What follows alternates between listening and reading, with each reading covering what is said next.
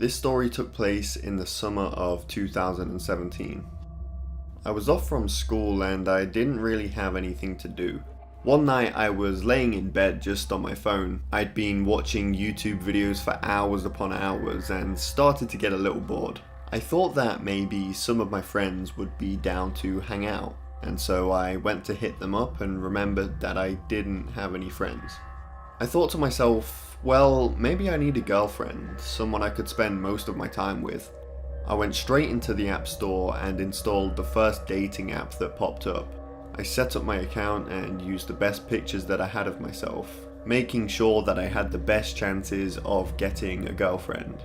After a few swipes, I came across a beautiful girl named Haley. She was pretty much exactly what I was looking for. I gave her account a like, but before I could start a conversation, I had to wait to see if she liked me back. About a minute later, a notification pops up saying that me and Haley matched. As you can imagine, I was pretty excited and didn't waste any time. I started to type out a message, but before I could finish it, she had sent me one first. The message read, "Where do you live?" I replied back with my address and she responded almost instantly with, "Come over, I'm home alone." At that moment, it was quite late, I'd say about 10:30 p.m. But that didn't matter to me. I agreed and she sent me her address. As I get closer and closer to the address, I notice that it's pretty much in the middle of nowhere. I was driving down a long countryside road with nothing but grass and fields on either side. Occasionally I'd pass a house, I'd say once every 2 or 3 miles, but that's it. I eventually pull up to the address, and as I expected, it was one of the houses on this long countryside road. I park at the side of the road and turn my car off, but before I get out, I take a look at the house. To describe it best, picture a house that no one has lived in or cleaned for decades. The lawn was overgrown, most of the fence was broken, 2 of the windows were smashed and all of the others were dirty.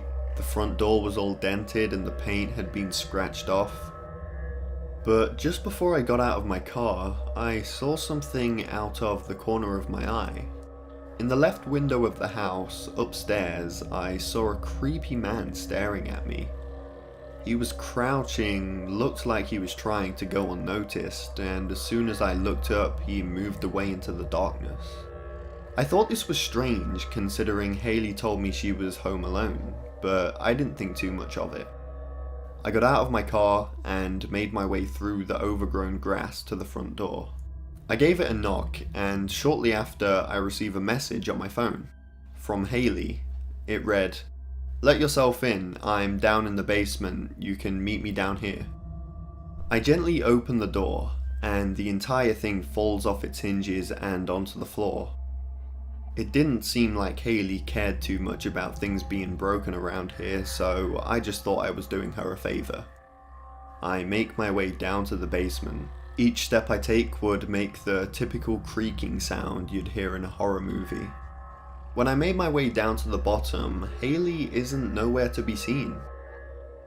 But out of the darkness on the other side of the room, a man appears.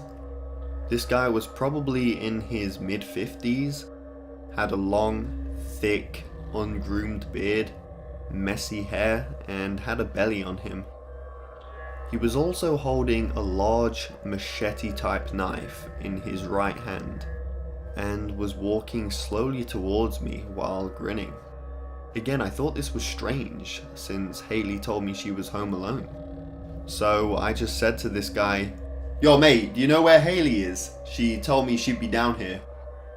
The man replied, "Haley isn't here right now." Still slowly walking towards me with that same grin on his face. I reply back with, "Oh no, she's down here somewhere, she told me a few minutes ago."